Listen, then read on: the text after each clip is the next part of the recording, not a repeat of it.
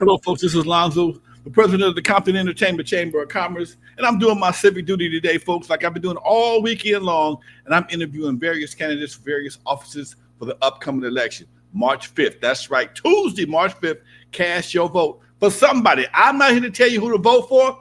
I'm just telling you to vote for somebody. I'm gonna give you a chance to meet them right now. One of the gentlemen running for the 35th congressional seat, currently held by Maxine Waters, is Mr. Steve Williams. Steve is on the show right now. Hey, Steve. How you doing, Alonzo? I'm doing great, man. How you doing today? Hey, good, good. First of all, it's the 43rd congressional district, the 35th Senate seat. That's for Stephen Bradford's old office. That's where you have. My bad. No problem. I just wanted to make sure people knew. U.S. Representative, 43rd district, to Mark Steve Williams. Okay, let me change it right now, dude. So it's 33rd, right? 43rd. 43rd. 43rd. Senate seat? Congressional. United States Representative. My bad. I make mistakes sometimes. No, it's okay. I hear you. How's it going so far? You know, just was out there door knocking yesterday out in the community, reminding people to vote. As you probably have seen, we've had a low voter turnout so far. It looks like it might be a record low. And we just need, like you said, get everybody out there. Just vote for somebody. Make your voice heard. Somebody. That's and especially as Black and brown people, you know, especially Black people, Black Americans, former, descendants of slaves. It's like, dude, look at how many people died for us to be able to get to this point. And I think that message has been lost in our community. And you know, that people died for us to be able to have the right to vote. So we need to get out there and we need to make our voice heard. I'm glad you said that, Steve. So they can get a chance to know you, know what you're all about. What's your current occupation? So I'm a commercial real estate broker. I grew up in the Harbor City area of LA, right over there next to Carson, San Pedro, Torrance. I went to Narbonne High School. After I graduated high school, I moved into my grandfather's house in Echo Park and went to USC, majored in business. And then when I graduated from SC, got into the internet business in the early days before anybody knew what the internet was about. And did that until early 2000s when they had the whole .com bomb, when everything imploded. And then I got into commercial real estate, and I've been doing that ever since. And I got three daughters, 28, 24, and 22. My oldest is my stepdaughter. She it has her own little like a salon out there in Corona, does hair and nails. Then the middle child, she went to Berkeley, majored in business. She runs her own little business up there in Oakland. It's a nanny referral business. And then my youngest daughter just graduated from Cal State Dominguez with a journalism degree, and she's out there trying to figure out which route she wants to go with her journalism degree. Sound like a winner, Doc. Tell her, give me a call. I could always use some writers over here. Okay, great. Yeah, no, I'll definitely do that. I'm very serious. I have a newspaper and I have this channel, so we're always looking for people to help us get this information out. Not a problem whatsoever. Okay, great. All right, now, as you run for the 43rd congressional seat, who is your competition? So as you mentioned, Maxine Waters, she's the incumbent. She's been the congresswoman for that district this is her 34th year. She was elected in 1990 and took office in January of 91. There's two other Democrats that are running and another Republican, and then myself. I am running as a Republican, but as I like to tell people, I'm not here for any political party. It's just the infrastructure, the apparatus that you got to play in order to actually be taken seriously by voters, number one, and two, to be able to tap into resources to help you get elected.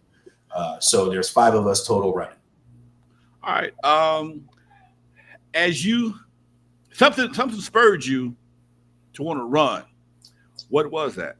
So initially, I hadn't watched cable news, Fox, CNN, MSNBC, none of that, for over 20 years prior to the pandemic. And I was busy, raising kids, coaching soccer, doing what I could do, being a father and then for a number of years, I was a single father.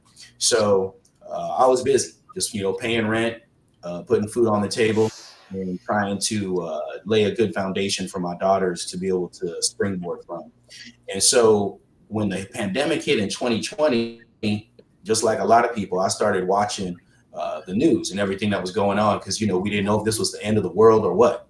And so when I started watching like Fox and MSNBC and CNN, I didn't realize that the news started to play. It was picking sides, was playing favorites, were pushing agendas. And on top of that, I didn't realize, I knew that we had started to become divided as a country, but I didn't realize just how bad it was that the country was split. And then you started seeing family members and friends who were just years of relationships falling apart because of their disagreements over politics. So I'd always been the kind of person, I'm the youngest of 3 boys. I was like the 4th youngest in a neighborhood of 30 boys. So the only thing I knew or know was if you want something, you gotta fight for it. You gotta, just to play pickup, I had to fight to get in. Being the youngest of 3 boys with dinner time, to fight to get those seconds of mom's cooking. It was, so everything in my life was a battle, and I knew nothing in life ever came easy. So I was like, man, things are messed up. I'm not the one to sit on the sidelines and watch things just deteriorate. And I said, I got to get in there and I got to make a difference, because as I talked to my everyday people on the streets, it wasn't about a Democrat or a Republican thing. It was just about an American thing, about a way of life that seems to be slipping away. And if you look at it, it's like you can imagine back when you were young, when I was young, this is not the country. Things aren't what it used to be. And people say things change, but this is definitely hasn't changed for the better. It's changed for the worse. And so I'm just trying to get in there and provide a breath of fresh air and bring a new perspective and really bring things back to the people, because I feel that too many of our elected officials are politicians. And what I mean by that is that just because you're an elected official doesn't mean you have to be a politician. That's playing politics. That's playing with people's lives. And you're an elected official. You're a public servant. You're there to serve the public's needs. And I feel that not enough politicians get out to the streets and find out what the people really need. And if they do get any complaints, then they say, oh, well, that's not my problem. Then you need to go talk to your county supervisor, or you need to go talk to your city councilman, or you need to go talk to your governor. And it's like, no matter what position and what level of government you're in, there's some way you can help, whether it's just, as you know, life is about relationships. And if you're a congressperson, right? If you're a congressperson, you got mad relationships. Okay. And then you got federal dollars you can dangle as a trading bead to get people to help to get those other elected officials to help the people. And that's what this is about, is helping the people. And I just feel that our elected officials aren't helping the people. They're worried about wanting the fame and fortune, the way they flick up for social media these days. Now everybody wants to be a star. And that's not what this is about, man. We playing with people's lives. That's let the celebrities be the star. I'm gonna leave that alone, because I'm gonna leave that alone. I'm gonna leave that alone. I got a question for you. Of all the issues you see that we're dealing with right now as American people, which one do you feel needs the most attention? I'm just going to tell you what people have been telling me throughout the district, which is Compton, Watts, South LA, all the unincorporated areas in between, Willowbrook, Athens, West Athens, West Rancho Dominguez, on over to Inglewood, Hawthorne, Lawndale, Gardena, and North Torrance. The number one thing everybody keeps telling me is crime. Crime, and crime in all different types of ways, from street takeovers and street racing to the smash and grabs to the straight up just stick up kids. And then I told people this was going to happen. I told people in 2020, I was telling my daughters, I said, wait till this unemployment money runs out and watch what happens. And they're like, well, why are you saying that? And I said, because look, people have gotten used to a lifestyle, and the density that we have here in LA we're getting towards how it is in New York. And you know how New York is in those boroughs. It's stick-up kids. The crime had always been stick-up kids. And you seeing it now. You seeing how we are becoming like those really dense urban areas where it's stick-up kids. In the 80s, early 90s, it was about carjackings. Remember? We were getting people getting carjacked. But people weren't getting stuck up, not like they are today. And so it's carjacking. They canceled carjacking when they made it an automatic strikeout. Right, exactly. It went away. Okay, right, no problem. Right, I remember exactly because I remember people say I remember coming out of my college year. They like, Steve, why you got no color in your wardrobe? And I said, well, because I came up in an era where if you was wearing red or blue, people would just take you. They take you out for initiation, take you out just because. So my whole wardrobe was black, white, and gray. Pretty much my wardrobe right now. Right. And then as a grown man. Right. And that's me. Look, white, I got some black sweats on now.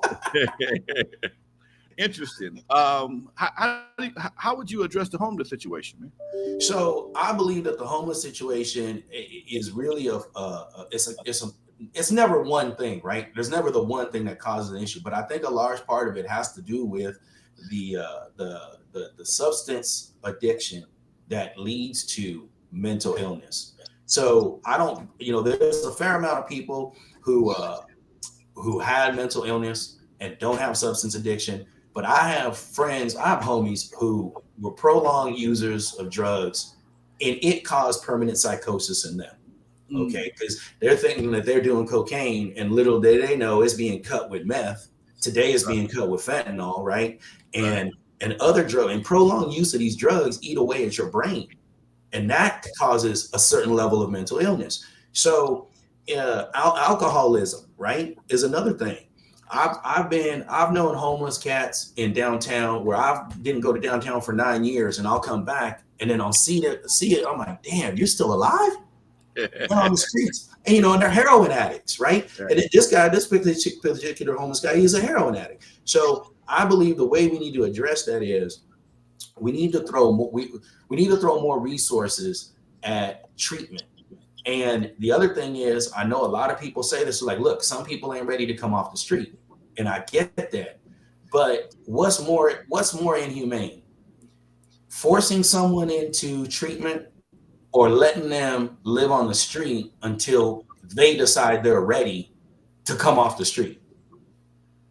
That could take some time, because if you don't know you sick, how you know you sick?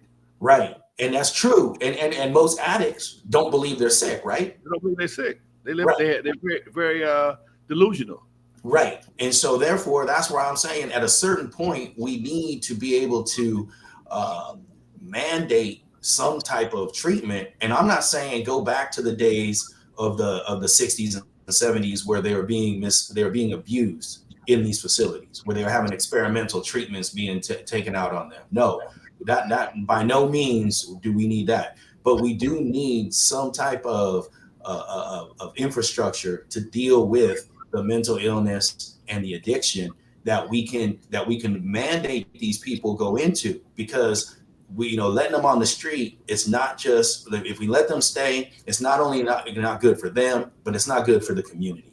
I was at a neighborhood meeting over in Athens the other day, and when they talked about that the bus stops in their area had been cleaned up, man, you know how many people cheered? And that showed how many people in the room rely on the bus system for their mode of transportation, whether to take their kids to school, whether to go to work, whether to go pick up prescriptions. And so again, if we let the people stay on the street, it's not just, it's impacting the homeless, it's impacting the entire community. Steve, I live in Athens, and so John Davis, and that's where I was at. I was at their meeting. There's a bus stop on San Pedro and El Segundo. For years, you can't catch the bus over there because somebody lived there. Right. You could not catch it was another bus stop for years on Avalon and El Segundo by my club. You couldn't catch the bus there because somebody lived on the bus stop. Right. It seemed like it was about 4 or 5 bus stops in that area that were just taken over. Okay. Correct. And I understand people need a place to stay, but the bus stop is not that place. Right. And Right. it when I passed by a couple of weeks ago, and I finally saw it been cleaned up, and everything was going away. I was happy for that, and I felt. And it's funny you should mention that because I say, "Damn, they finally cleaned the bus Correct. stop." Right. I'm telling you, they all cheered in that room, and I was like, man, I didn't because I don't think people firmly grasp how everybody lives, and that's why I'm looking at the district and the people that are in Hawthorne. They got different needs than the people over there in Willowbrook and Athens, right? Mm, And the people in North Torrance got different needs than the people that are over in Compton. And right. so I believe, I don't care what level of government you at, whatever your district is, you need to be in touch with your district. You need to be in touch with the people. And I tell people all this, they're like, well, what are you going to do as soon as you get to DC? And I said, first thing is, I'm not going to DC. I'm going to only go to DC when it's time to vote. Okay. I would rather be in the district. I'd rather be going to community functions on the regular. That's my job. My job is to know what my community needs, what my community wants. Well, how am I going to know that if I'm sitting up in DC all the time trying to broker deals with lobbyists, when I'm trying to trade votes with people? And going down the path of things that, yes, I get at the congressional level, we need to vote on things like putting funding to other countries to help our interests and whatnot. But my first priority is the people of the 43rd district. And I'm not going to know what those priorities are unless I'm out there on the daily, mixing it up, knowing what's going on. That's why I'm saying the homeless thing feeds into the crime thing. That's why I'm saying the number one thing, the issue is crime in all facets of of criminal behavior, including being attacked by homeless people. How many days a month do you have to be in Washington? You only have to be there when it's time to vote. Okay. There is no mandate.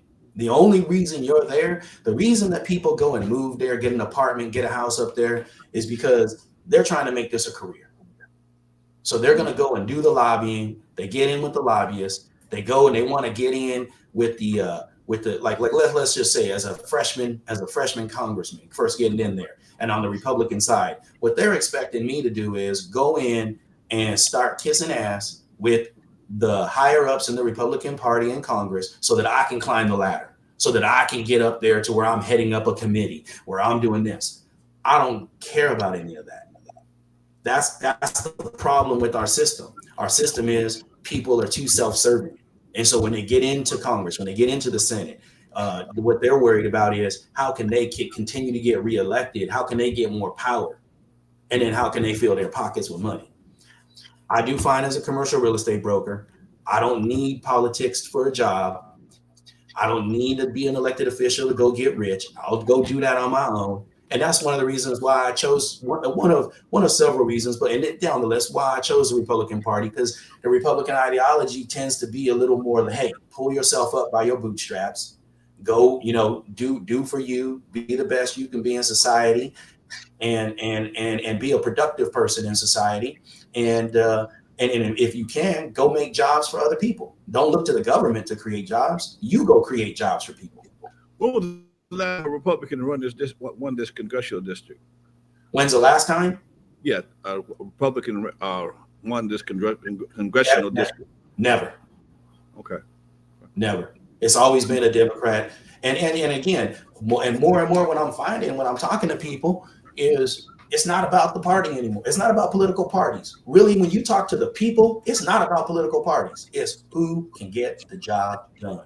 Who's going to work for us? Who's actually going to keep their promise and do for us? Did you ever see the movie Head of State with Chris Rock? Oh yeah.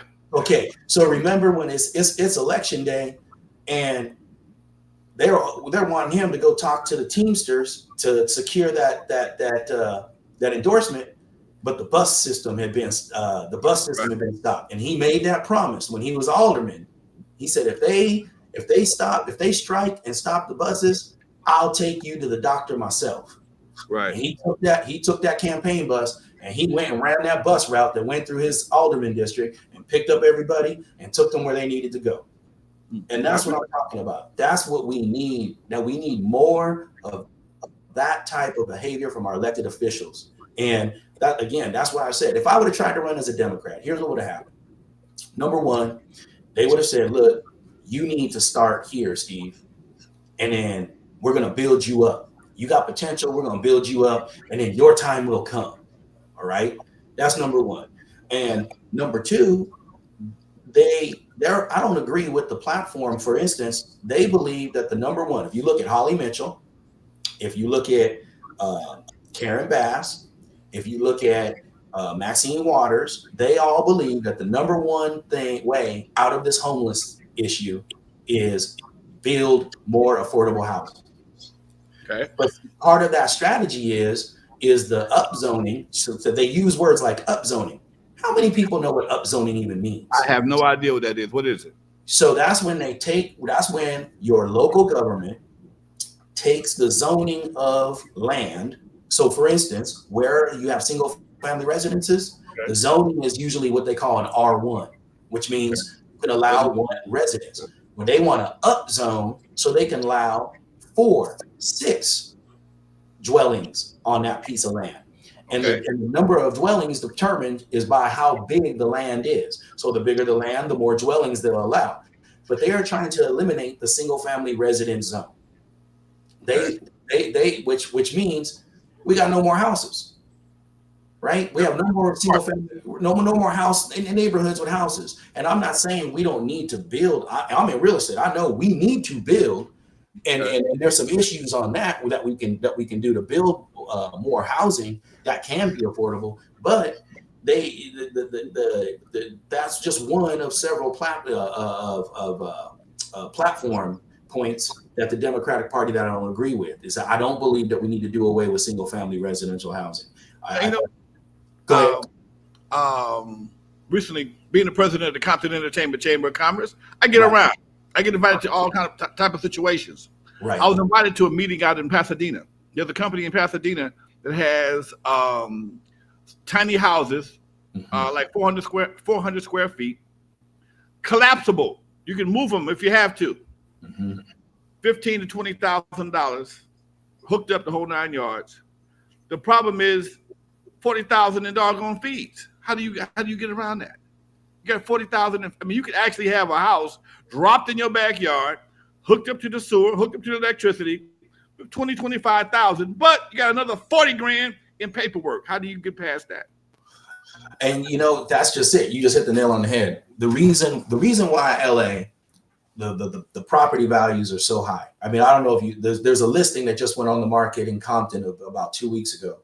It's like a 3,000 square foot house on a 1 acre or 1.5 acre lot or 2 acre lot, and it's for $1.2 million. And people would say, no one in their wildest dreams would be like, wait, $1 million houses in Compton? Right. They don't believe it, right? But the thing is, one, everybody in America wants to live in LA.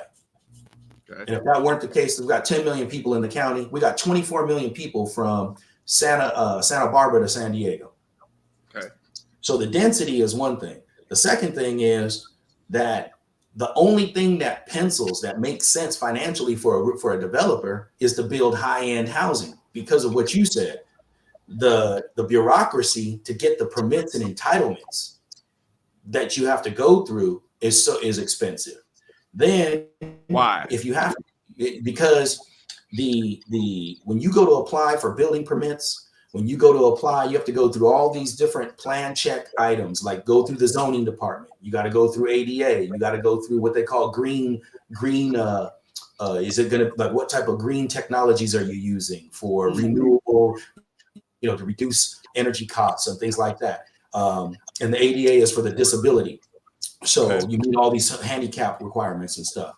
And the time it takes, if you just want to build a house, for instance, you're going to spend more than $50,000 just on your plans, your architectural and engineering plans, as well as all the fees you're going to pay to the city. And that's a minimum of 50,000. Now you start making changes when they go to break ground with the construction, and there's certain that they find certain things. Hey, we can't go this way, we can't go that way. Now we got to change the plans. Hey, bam, there's another 2,500, 5,000.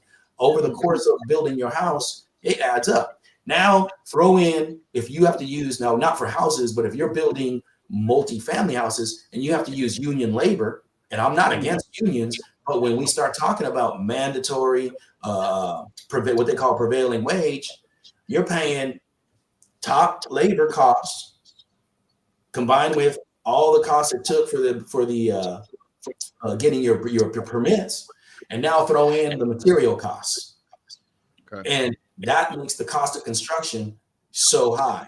Then the only way that you can, if you're the developer building that, the only way you can make that money back is to build high-end housing where people are either going to pay high rent or they're going to pay a high purchase price. And it's just a snowball that keeps going, and it keeps getting more expensive.